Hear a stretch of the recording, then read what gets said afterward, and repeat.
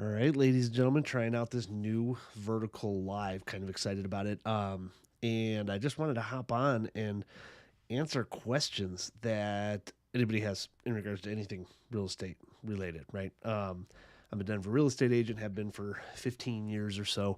And often I find that people don't ask the real questions. A lot of times they're in a contract already. They don't know how to ask their agent something like that. So this is unsolicited advice you should not take. But we're gonna turn to Reddit, which is just a host of some of the best questions.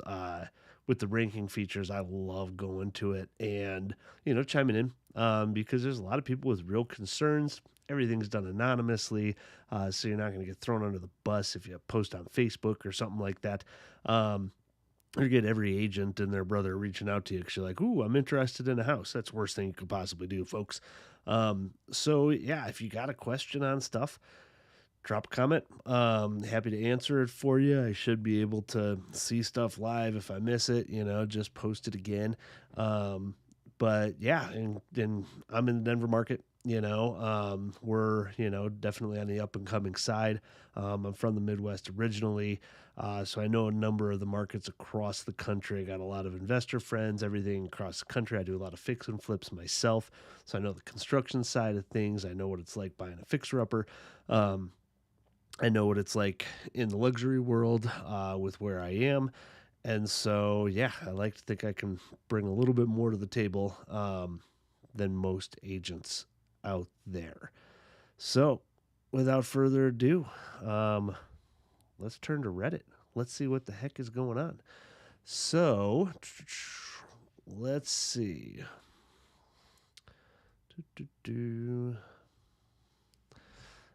All right.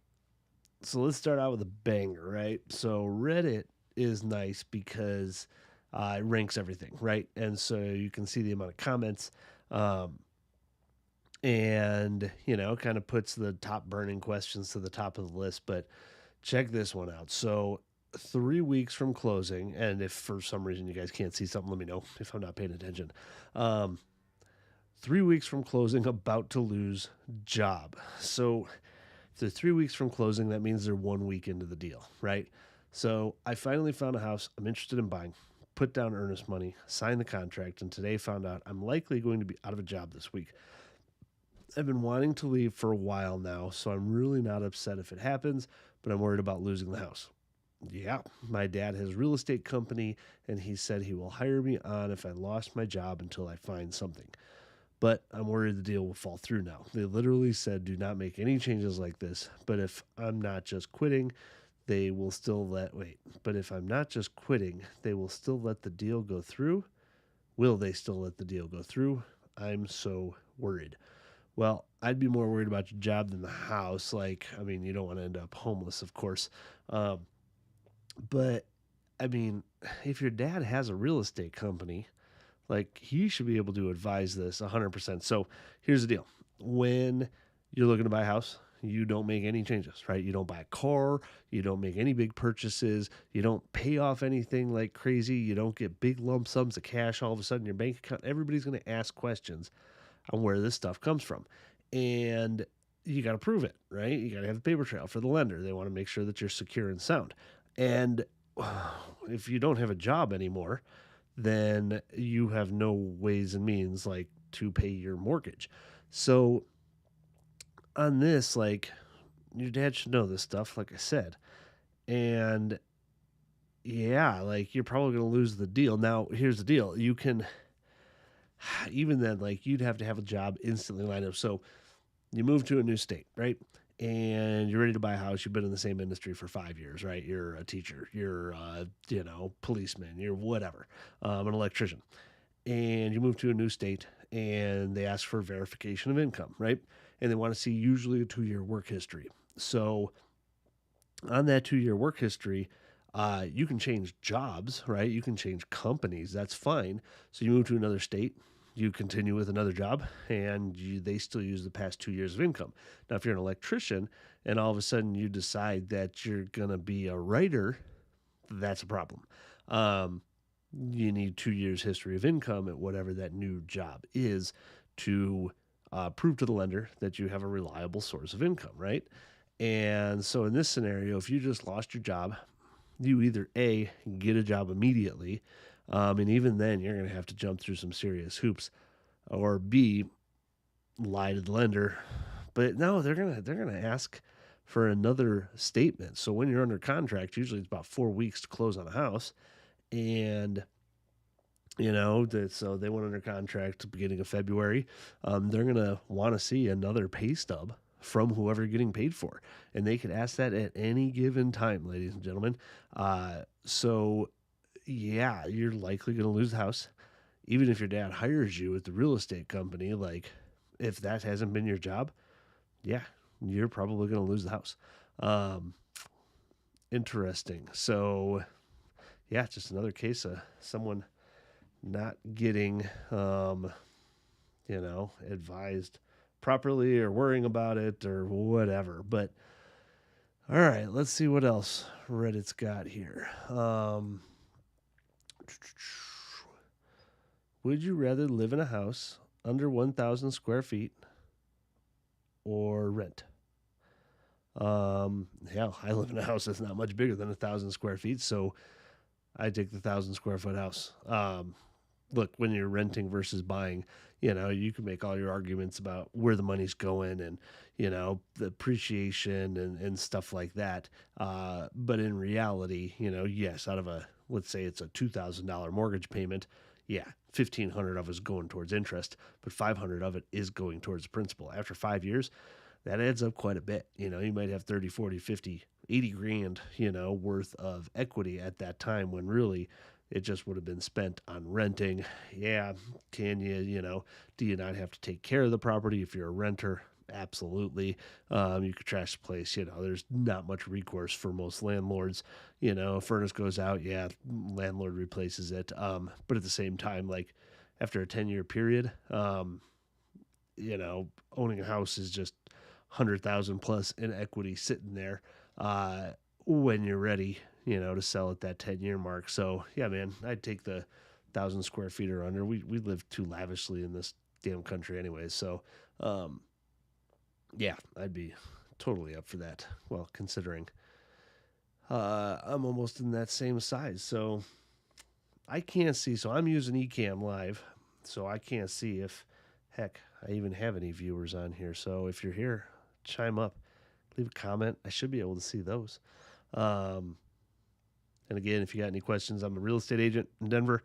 Have been for a long time. Big construction background. I flip houses, do a lot of investing, help traditionals, buyers, sellers, luxury, first-time home buyers, vets, all that stuff. I am, yeah, a resource for you. Okay, let's keep going here. Closing on my divorce house this Wednesday. I'm feeling sick to my stomach. Overall, this is a good thing. I know this, but damn, am I stressed about the what if. Like, what if all my worst fears about this house purchase come true? What if the market crashes and the moment I sign the papers, that if the current pending homes in my neighborhood go way under asking, what if my neighbors are a nightmare? What if my kids think my neighborhood is dumpy in comparison to their dad's? My house is worth only like 40% of our current house and what will be his home. What if the interest rate plummets and I just spent 2,500 on points? What if I'm miserable in the new house in comparison? I'd be afraid of the HVAC going on me too, but my 2-year seller purchased warranty will cover it per what I've been told by the company. But I guess my other fear is, what if the warranty I've decided on turns out to be a scam? It was recommended by my realtor, so I don't expect it to be, but I don't know. I don't know, man. I know this is also stupid sounding, and while it's all possible, unlikely all of those things will come true. And I need to see a therapist, lol, but also just venting into the void of Reddit. Thanks for listening. This is scary. Okay, there's a lot to unpack here. So let's take it just line by line here. So it sounds like they're getting a divorce. They're each going their separate ways and buying houses, right? Okay. What if? All right, let's see. What if the worst fears about my house come true? They will. I can tell you that right now. They will come true. What if the market crashes the moment I sign the papers? That's exactly what happens anytime you buy a stock, ladies and gentlemen. I mean, real estate is a lot more stable than Tesla, but at the same point, like, that's the shit that happens. You buy a house based on the monthly payment, right? We have fixed loans here. If you're good with the monthly payment, you should be good with it in 5 years, right? Don't buy a house based on what you think the market's going to do. You can't time it. We've only had 7 years in the last like 100 that prices have gone down. You can't time a drop. You just can't do it. I've been wrong for the last 3 years. Like, I thought the market was going to crash during COVID and all that shit. I was wrong. I was so wrong. And so I just keep plugging along, doing, what I can with the information that I have. What if the current pending homes in my neighborhood go way under asking? Well, you're in the springtime, so that's not going to happen yet. Now you're in election year, so we expect a pretty decent dip, 10 to 15%, which most markets drop by 5 to 10% in anywhere from June to about January. And so this year we're expecting maybe 10 to 15% from the end of June, July until, January essentially. Election years, traffic is always slower. And so, yeah, you very well may see it. What if my neighbors are a nightmare? They will be. What if my kids think my neighborhood is dumpy in comparison to their dad's house? My house is only worth 40% of our current house. And what will be his home? It's good perspective. If your kids love you, it ain't going to matter. And what if the interest rates plummet and I just spent 2,500 on points? That's nothing. So if you spend 2,500 on points, then you're probably not looking at very expensive houses. And if interest rates plummet, and let's say you're paying, $3,000 right now for whatever your mortgage is, if interest rates plummet, let's say they go back down to 3%, right? Which I don't think, but even 4%, right?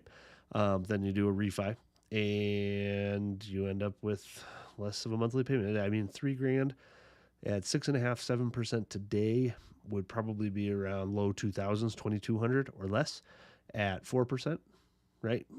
So that wouldn't be a bad thing. And if interest rates plummeted, price values would soar. So if you hate your area, just wait a year or two, sell it, and get a nicer area. When everything goes up by another 10 to 20%, if we get interest rates that low again, which if we do, that's exactly what happens. Lower the interest rates are, the faster rate of appreciation the market has. We've seen it, folks. So I'd be afraid of the HVAC going. Oh, this is a good one. But my 2-year seller purchase warranty will cover it per what I've been told by the company. But I guess my other fear is that the warranty might be a scam. So I flip a lot of houses. I work with a lot of buyers. I work with a lot of sellers. And home warranties I don't like. I don't like warranties in general. I don't like insurance. I don't like any of that junk. I just don't. Hell, I don't like health insurance. I'd rather go to a hospital and pay a flat rate that was reasonable versus having to pay $300 a month for something I never use. And then when I do use it, I feel like a schmuck and I don't know what to do. And it takes me 12 hours to figure it out. And then I get way less than I thought I was going to back. So on the home warranties that cost, let's just think about it realistically. You pay $600-700 for a home warranty for 2 years, right? It's the Wing Ding Platinum program. They cover everything. And it costs you $600, right? That's about what they run, even for a 2,500, 3,000 square foot house. Almost doesn't matter the price range. It doesn't matter your location pretty much. They offer these blanket plans. They don't come in through your house. They don't ask for an inspection report. So riddle me this. You're an insurance company. Let's pretend for a second. You're an insurance company and you offer these home warranties for $600 for people's homes. And you need no proof of their house, anything about it. You don't need to have pictures of the HVAC system, of the water heater, of the appliances. You're just taking people's word for stuff. How much do you think they're actually going to cover, right? A lot of them are a scam. They make someone feel good. They make someone feel warm and fuzzy. And then the reality hits, your water heater is going to go out the day after you close on the house. That's what happens. And then there's no recourse on anything because you're buying a house. There's no recourse after you've closed. Buyer beware in most states. And then you call up the home warranty company and they're like, great, we'll get you on the schedule for someone to come out in a few days. Okay, fine. And then they have someone come out to replace it in a few weeks. And that sucks while you don't have hot water. And then you've got some weird deductible of $500, $800, $1,000, depending on what goes out. They have different deductible rates for the most part. And then the work's done, and that's fine. And at the end of the day, you end up paying 800, 900, $1,000 for something that would cost, $1,200 and not worth the headache. Not to mention, you can't pick the contractor that you want to have install it, all sorts of stuff. I don't like home warranties. We offer them on the seller side to make buyers feel warm and fuzzy, but in reality, I don't like them whatsoever. So, yep, this person's just got, potential pre-buyer's remorse. And that's totally valid. If you're uncomfortable, rent for a few months and see what happens in the fall time when prices historically go down.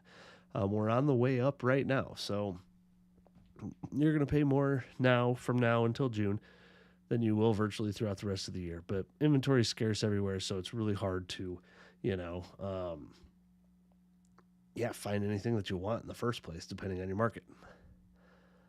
Okay, closed on my first house exactly a month ago at 26. Good job, kid. That's friggin' awesome. Looks like a solid little house here. Yup. There you go, buddy. Do it. 26. That's a good age to buy a first house. Forces you to be home. You're going to be out of trouble more than you would be otherwise. Good stuff. All right, let's see this. My wife and I just bought a house. What are some things you wouldn't think you need to know? General things you wouldn't think to have by. Um, yeah, that's a good one. Let's see some of these comments. A shop wet dry vacuum. Oh my God, found a giant squeegee in my basement when I moved in and couldn't figure out why it was there. Found out the hard way. Sounds like they get some water in the basement. Um, Yeah, our basement floods and having a shop vac to suck up the water quickly made a huge difference. Good God, that's a lawsuit. Um, Preventative maintenance is critical. Yep, your weekends are going to be full of shit that you didn't think it would be, from painting to drywall work to trim work to cleaning out gutters to you name it. That's what your weekends are. Welcome to being a homeowner. Yep, ripping down smoke detectors that are chirping and then forgetting to put batteries in for 6 months. Hell, I got one right here that I just swapped out the battery this weekend. It's been sitting on my printer for who knows how long.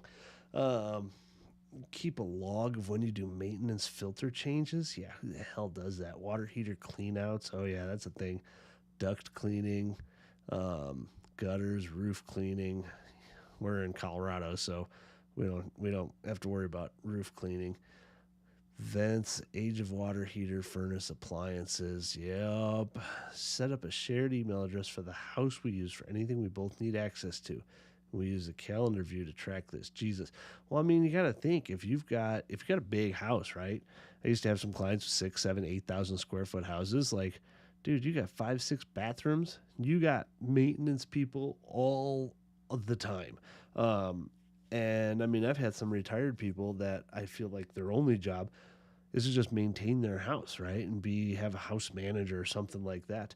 Uh, so interesting. Yeah, there's some good stuff on here, folks. Like I said, Reddit is a wealth of information for, buying a house, getting your questions answered, contract issues, stuff like that. Um, yeah, the very first item you need before your bed, refrigerator, litter boxes, fire extinguisher, is toilet paper. Yep, truer words were never spoken. Next comment. And a plunger. Had several stories of people moving into new homes and immediately having a toilet issue.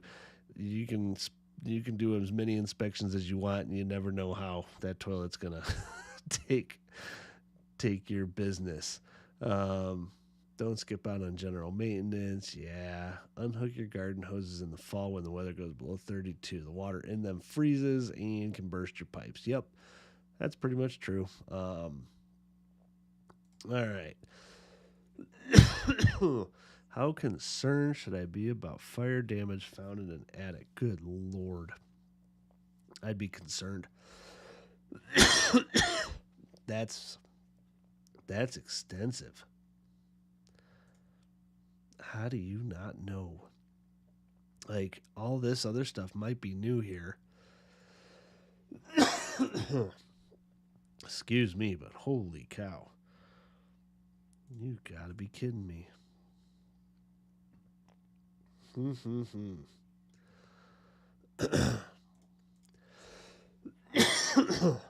Yeah, you should be real concerned about that. It all needs to go and be replaced. Because I don't know how this burned without the rest of it burning. These are just cisterned in. Like, yikes. Is our mortgage too high? If you just bought in the last year and a half, yep, it is. But more specifically, my partner and I make about 120 combined. We got a pre-approval for 340,000, 3-bed, 2.5 bath house. It's a brand new build with nice amenities, close to our current work. Due to interest, our total mortgage with everything comes out to 2,700, which likely includes property taxes, any PMI, insurance, things like that. Interest rate was 6.875. That's a decent rate today. My partner is largely intimidated, but I think it's doable. We both have raises coming, and I personally have been working a second job to help alleviate his woes. I will be sad to give up travel for a while, but see it as a sacrifice. I have a $400 car payment and $150 student loan payments, and he pays about $200 a month for some furniture, washer, debt. Okay, let's check this out. Let's go to a affordability calculator. Let's see. You're cut off, so you're not going to be able to see it all. But annual income, 120,000. Okay. Down payment. I don't think we know that information. Other monthly debts, 400, 150, 200. So 600, 750.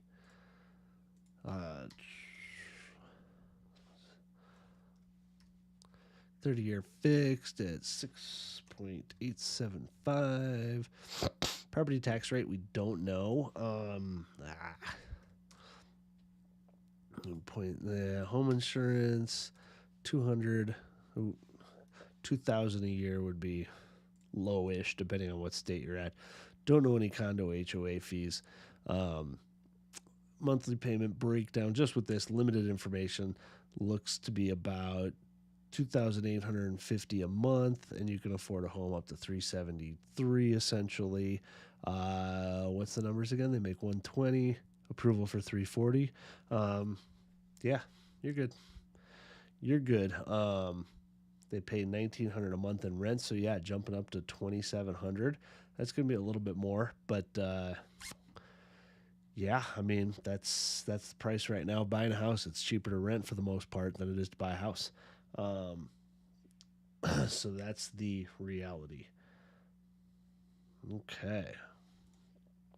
Let's see what else we got.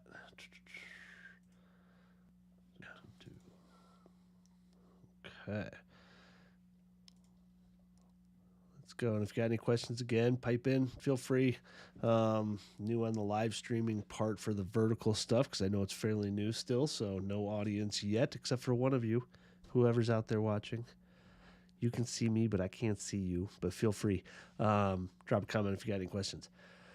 All right. Has anyone bought a house making $28,000 a year? Probably not in a decade or three. I know I'll get some rude comments, but I'm a single mom and I'm currently renting. My rent is $660 a month. I live in a college town, and there's houses here that go as low as $19,000. Oh, I'm looking to buy a house in the $38,000 to $50,000 price range. Okay, let's go back to our calculator here, and see what we've got. So let's see, $28,000 a year. Boom. All right, let's figure what 5% down payment of 28,000. That's the minimum for conventional. So $1,400 down. Good lord. Other monthly debts. Let's just put in $400 a month there. Let's see, credit cards, whatever. 30-year fixed, 6.875. Put in something for property tax rates. Home insurance is going to be much cheaper. Let's say it's $1,000 a year, and totally, you can afford a home up to $50,000. And if that's what homes go for, your monthly payment will be $440, even with these tax rates, home insurance, everything calculated in. So, yeah, no, I think you're pretty you're pretty safe here. I wonder what people are ragging on this about. Have you inquired if these houses are indeed livable? I've never seen a house in that range that didn't require significant money to make it livable. There's plenty of places. Arkansas is a great example. Yeah, so let's see. Look into USDA home loans. It's a great option. USDA home loans for non-urban areas, more rural places. There's a lot of kind of rules to it, but lower interest rates, lower down payments, even 0%. Um, but yeah, farm houses, in the middle of nowhere, sure, 50 grand will do it. Um, be ready to be disappointed and that those houses require significant work. They probably do.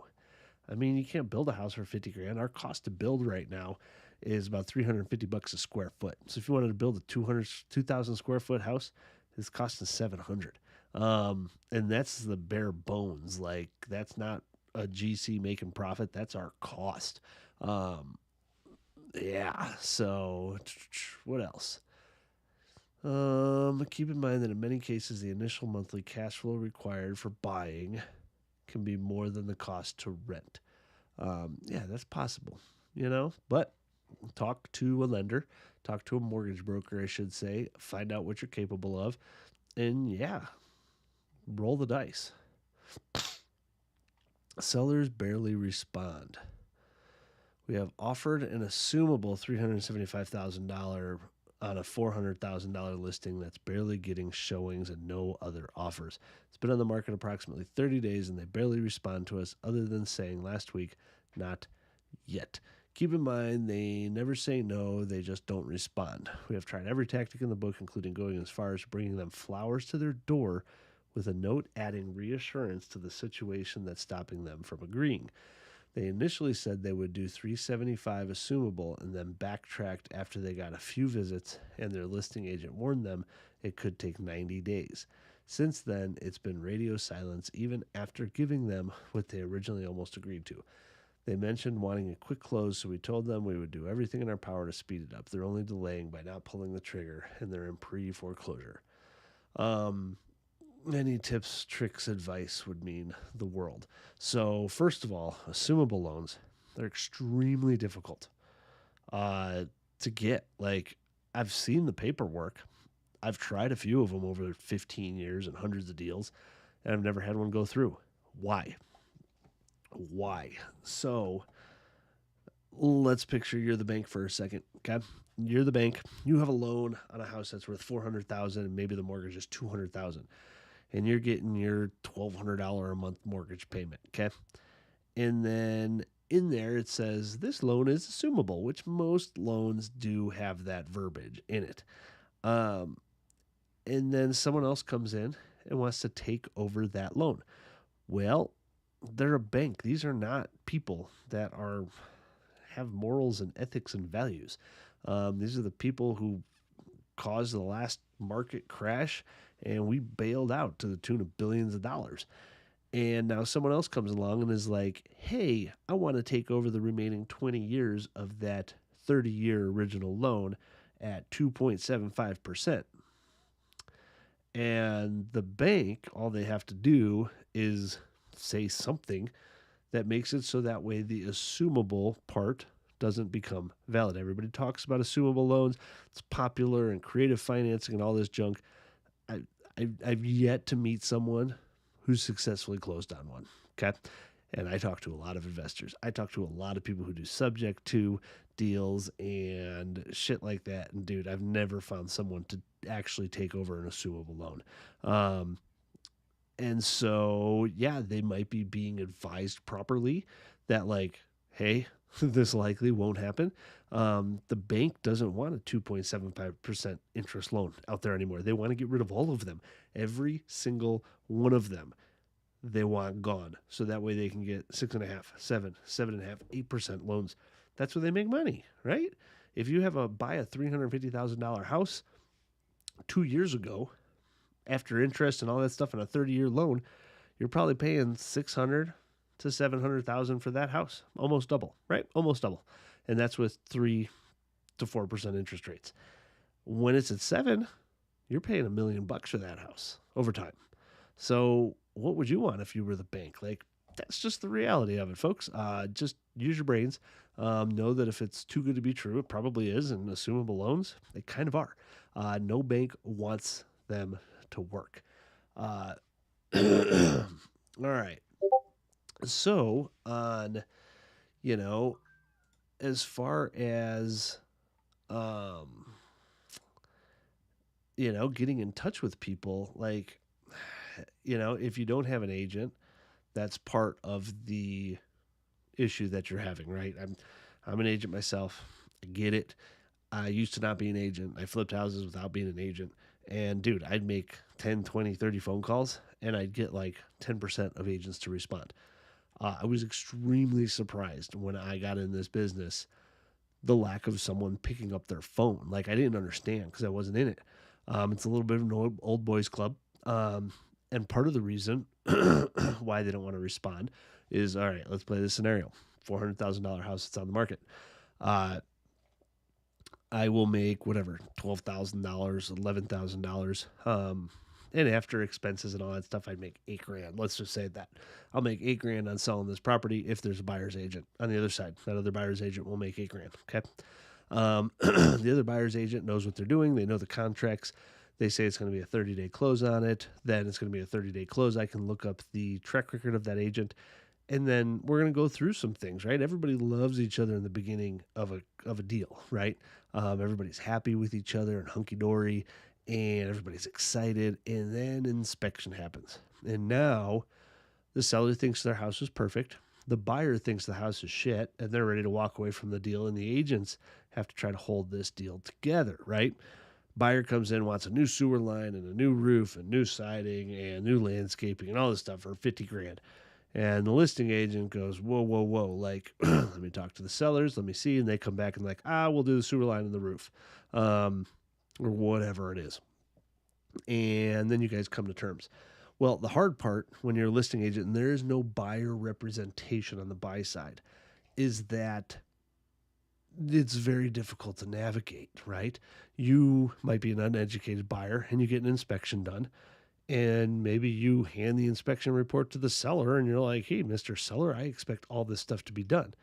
Well, that's a load of crap. That's not going to happen. That doesn't happen, right? They're going to have 50 pages of stuff that's wrong. Like, that's not how this goes. So now we have to try to educate the buyer on how this process goes. And if they don't believe me, I'm not here representing the buyer. I'm here representing the seller. And so there's this contentiousness that happens around home inspections, and deals fall apart a lot because there's a lack of understanding. Oh, they weren't, they didn't want to make sure the house passed inspection. There's no such thing as a pass or fail on an inspection. Like, it's either to code or it's not. There's issues with things, but for a home inspection, there is no pass fail. This is not the city coming out and doing an inspection on a permitted job. That's different. There is pass fail on those. But for a home inspection, when you're buying or selling a property, there isn't. And most people think there is. Oh, is this going to pass inspection? If we hired 10 different home inspectors, it might pass 5, might not pass the other 5. That's literally how much difference there is in home inspectors. In Colorado, it is not a licensed industry. And so you could go out tomorrow and become a home inspector in Colorado, start charging people for doing home inspections, not knowing a damn thing about it. So it's just kind of the reality. So, yeah, as far as them getting back to you, legally, it's our job to present offers. So I would just keep putting in the offer, right? I would submit it once a week, something like that. But it's only been on the market for 30 days, dude. Like, that's not a very long time. So I don't know. Let's see. Possible termites. I don't know shit about termites because we're in Colorado. Because we don't have them. Gotcha. Someone else bought a home. Looks like it needs some work. Good for you. I fear I've made a mistake. This sounds fun. We bought a house. Mistake number 1. Oh, Jesus. In Central Florida. Mistake number 2. Yeah, that's mistake number 1. Last year, and I love my house. I love where I live, and I love not having a landlord. But my mortgage just went up $400 a month, and we can't afford it. Mistake number 3. My husband is not having such a great time. He wants to move home, Texas, and honestly, I kind of do too. I've started applying for jobs and I'm currently up for a dream job back home. We bought in May 2023 and the market has gone up, so we'll get some back, but probably have to pay out of pocket for some of the realtor fees. Would you all keep the house and rent it for a few years or take the L and move on? I doubt you're going to get as much rent as you are on your mortgage payment, first of all. Uh, why did your mortgage go up $400 a month?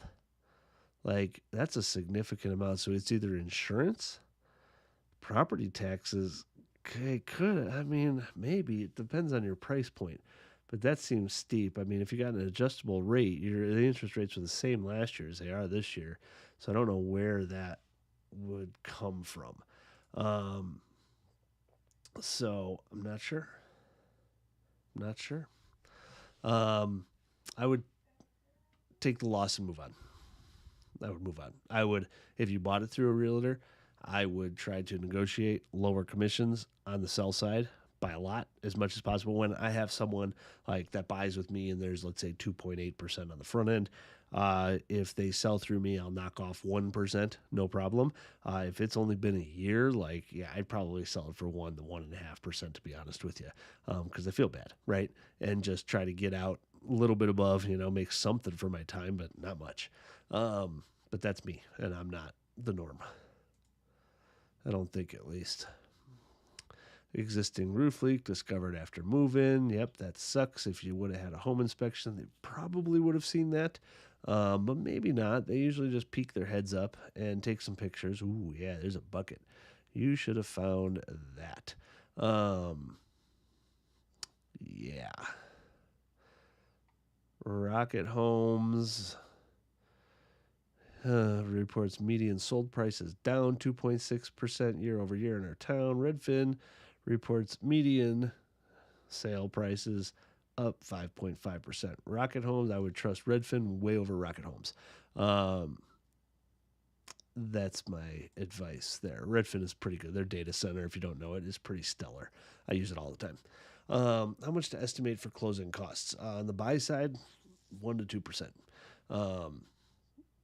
That's what I would say comfortably. But your lender should be able to tell you exactly how much the closing costs are going to be on the buy side. Doing a USDA loan, 0% down. Missouri, just trying to estimate. Yeah, ask your lender, dude. Like, you shouldn't have all these answers. How much does it cost to run your house? Ooh, that's a good question. I'm 24, wanting to buy a home, but wanting to understand the true costs associated to run your home. How much should I expect to pay for everything besides a mortgage? So when I run rental numbers, right, for, let's say, investments, we usually run about 0.5% to 1% of the purchase price per year in just upkeep, right? So if you're buying a $500,000 house, 2,500 to $5,000 a year. That's the rule of thumb. 0.5% if it's a newer home built after the year 2000, maybe is safe, but it was built in the 60s, expected on the higher side, $5,000 a year, 1%. So now that doesn't include utilities, things like that, totally different. Do we have a chance at a pre-approval? Ask your lender. Where to start? Ask your lender. That's the first place you start, ladies and gentlemen, is knowing what the heck you can afford. Period. Without that, don't look at homes. Don't look at homes if you don't have a pre-approval, because you're going to fall in love with something and then you're going to scatter to try to get it pre-approved, and it ain't going to work. And you're going to be heartbroken, and then that same house will never come up again. Okay. No comments? No nothing? No nobody? Come on, YouTube algorithm. Put me out there. I can go on to the live control stream. So I'm recording through Ecamm right now. 6 views. People coming and going. Average view duration, 1 minute, 20 seconds. Interesting. All right. Well, we've been running for 30-ish minutes for our first live. I think that's all right. And if you need anything again, feel free, reach out. I'm here. Um, and until the next time, happy housing.